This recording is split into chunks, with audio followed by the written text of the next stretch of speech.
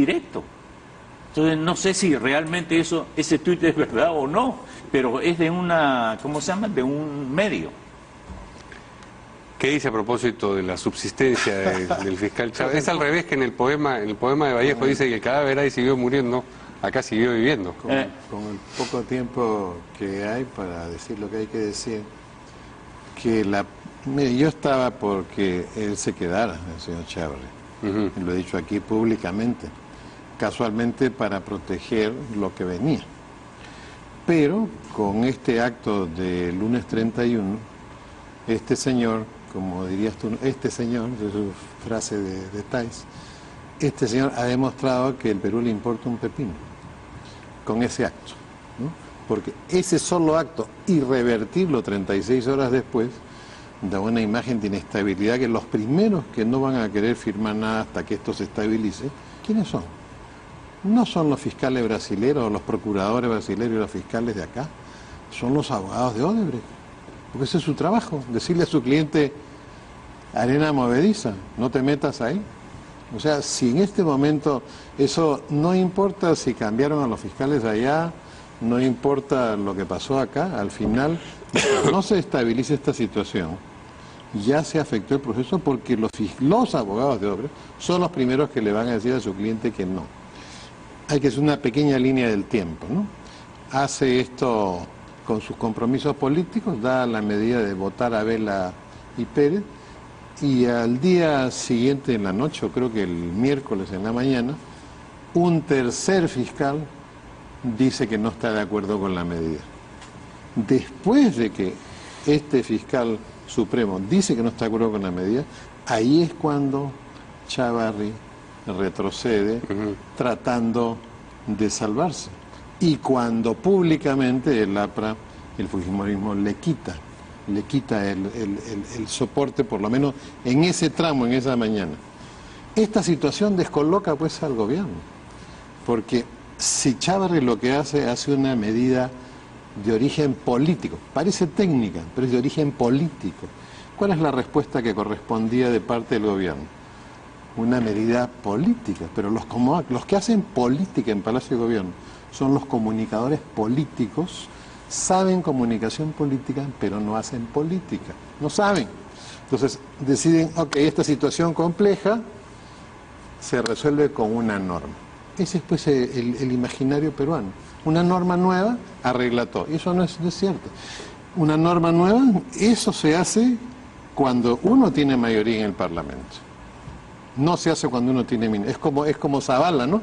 Cuestión de confianza y no tiene mayoría en el Parlamento. No tiene bancada. No tiene mayoría en el Parlamento, vive en la bancada. No, digo, pero hoy ni bancada. O políticamente, si uno va a tomar una medida de esa naturaleza, convoca a su bancada. El día 1 de enero, que no fue convocada, solamente se hizo en el seno del gabinete. Entonces, otra vez vemos el gobierno en solo, y resulta que Chávarri retrocede, restituye a Pérez y el presidente está con su proyecto al mismo tiempo en el Congreso. Ya tiene que presentarlo. Entonces, esta situación que se ha convertido en una situación compleja, nosotros tenemos que encontrar un hilo conductor. Y el hilo conductor es la inestabilidad que en este momento, olvidémonos del prestigio, la institucionalidad, son tonterías. Aquí hay una inestabilidad al interior de la Fiscalía peruana y eso es lo que impacta en Brasil y en el resto del mundo. Que solo se puede resolver en este momento si este fiscal de la Nación si realmente le quedara algo, ¿no? Un cachito, una latita de leche de gloria chiquita, disculpe el comercial, chiquita, ¿no? de patriotismo, debería simplemente dejar que la Fiscalía pase a tratar de arreglar esto por su cuenta, ¿no? Vamos a ir a una pausa, pero primero presentamos Así es la Nuez.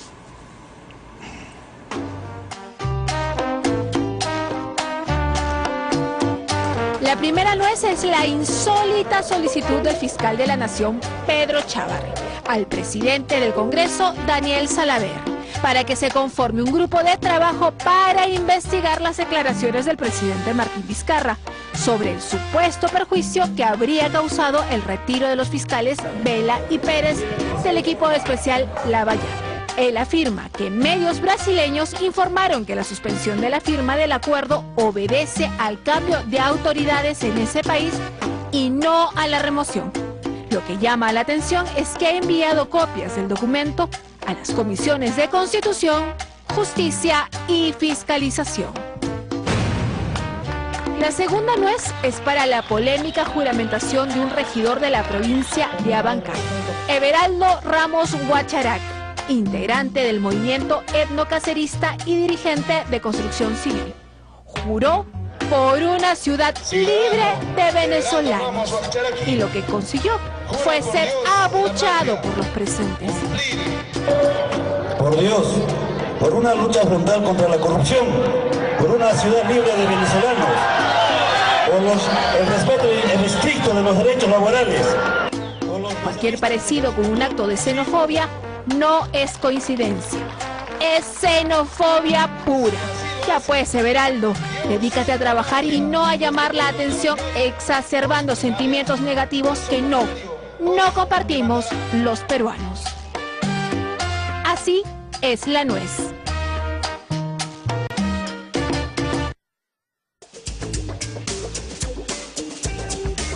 Se había quedado una primera parte de su exposición el doctor Solari y entonces le vamos a preguntar en realidad a los dos qué cosa es lo que debería hacerse a su juicio para lograr aquello que aparentemente ustedes también consideran que debiera suceder, es decir, que se pueda prescindir del señor Chávarri. Tú eres el de la teoría. No voy a monopolizar. Tú eres el de la teoría Sí, de qué hacer para quedar. O sea, yo creo que la única alternativa que hay ya se ha planteado, está ahí caminando, y es de incorporar a los fiscales adjuntos al equipo que toma la decisión al colegio elector, exactamente. Sí. Entonces eso haría, según lo que tú me dijiste, unas 13 personas más o menos, que ya es mucho más difícil de poder, ¿cómo se llama? Manipular, ¿no? Es una alternativa y que estaría dentro del proceso.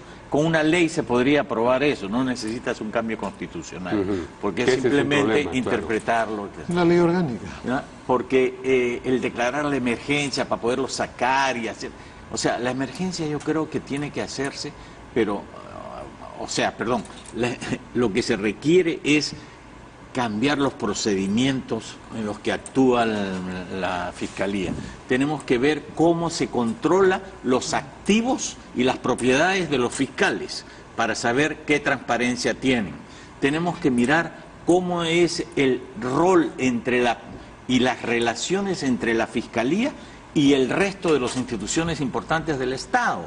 ¿Te das cuenta cuál es su relación con el Congreso, con el Ejecutivo, con los procuradores, con los jueces, etcétera? Porque hoy en día el fiscal es el ser más importante en el sistema judicial, porque es el que decide acusar o no. El juez recién interviene después. Entonces, ahí yo creo que es muy importante mirar esto, y lo otro que no se está hablando es, ¿van a seguir todos? ¿O va a haber una evaluación de fiscales?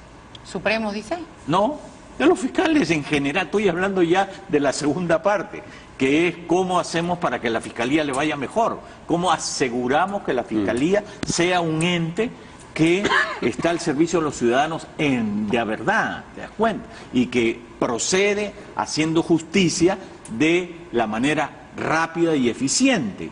Entonces, hay que dictar normas sobre eso, pero también no nos debe pasar lo que nos pasó con el sistema judicial, con el Seriajuz, que nos dedicamos a los procedimientos, a mejorar algunas leyes, qué sé yo, algunas penas, pero las personas siguieron siendo las mismas.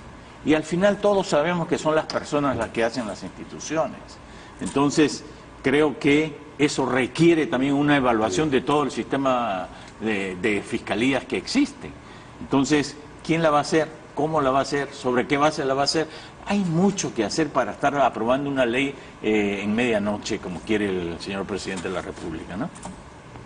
Entonces, la piedra angular del problema en este momento, para decir que hay inestabilidad y que mientras existe inestabilidad no va a haber solución para el tema Odebrecht en Brasil, es que 4 fiscales supremos le han dicho al quinto, que es el fiscal de la Nación, señor, renuncie. O sea, los pares le han dicho que no. Los que él nombró para sustituir a Vela y a Pérez le han dicho que no, y por tanto hay un montón de fiscales dentro de la Fiscalía que le están diciendo que no. Entonces, ¿qué es lo que sostiene al fiscal? ¿No le queda patriotismo? ¿No se da cuenta lo que está haciendo? Y si se da cuenta que es lo que está haciendo, de mantener esa inestabilidad, ¿en quién se está apoyando?